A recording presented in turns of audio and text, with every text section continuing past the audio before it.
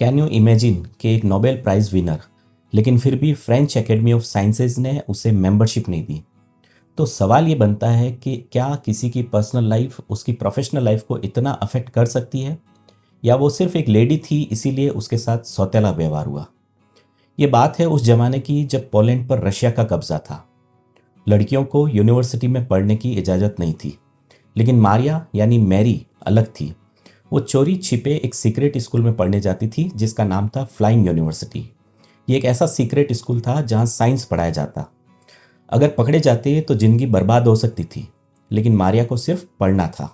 कुछ सालों बाद वो पहुंची पेरिस। गरीबी इतनी देखी कि कई बार सिर्फ ब्रेड खाकर दिन निकाला, लेकिन पढ़ाई नहीं छोड़ी। धीरे धीरे वही गरीब लड़की सॉर्बोन यूनिवर्सिटी की सबसे तेज स्टूडेंट्स में गिनी जाने लगी।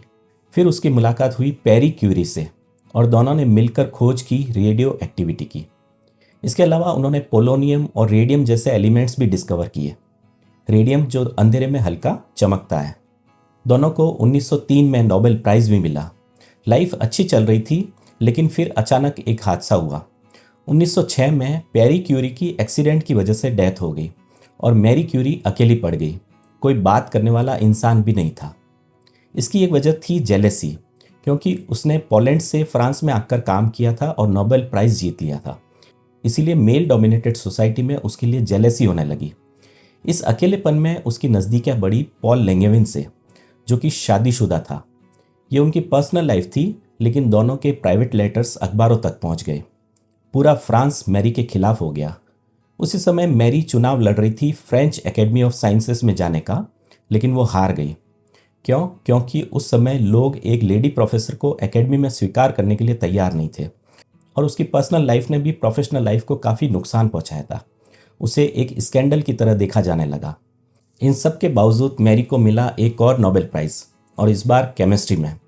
वो दुनिया की अकेली ऐसी पर्सन बनी जिसने 2 बार नोबेल प्राइज़ जीता। मज़े की बात यह है कि मैरी की फैमिली दुनिया की अकेली ऐसी फैमिली है जिसके पास 5 नोबेल प्राइज़ है। एक फैमिली 5 नोबेल प्राइज़। आज भी उसकी लैब की डायरी रेडियो एक्टिव है। एक लड़की जो छुपकर पढ़ती थी, जिसने भूखे रहकर भी पढ़ाई की, जिसे 2 बार नोबेल प्राइज़ मिला, लेकिन जेलेसी, जेंडर और पर्सनल लाइफ की वजह से उसे एक एकेडमी की मेंबरशिप नहीं मिली।